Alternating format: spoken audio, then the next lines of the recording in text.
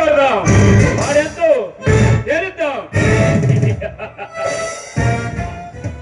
అవును కదా, ఇంత వాయిస్ సర్వనాశం చేసిందాక నిద్రపోయేది లేదు. అలాగే నీ కోరిక నేనెందుకు కాదంటాను సత్యమూర్తి గారు.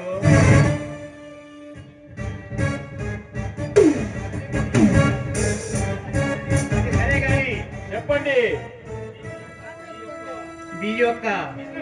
మీ బిజినెస్ ఎలా సాగుతుంది? పర్వాలేదు, మంచిగానే సాగుతుంది. 3 పువ్వులు 6 కాయలుగా కొనసాగుతుంది. మీరు అండ ఉండబట్టి మా పనులు నిరాటకంగా నిర్భయంగా కొనసాగుతున్నాయి.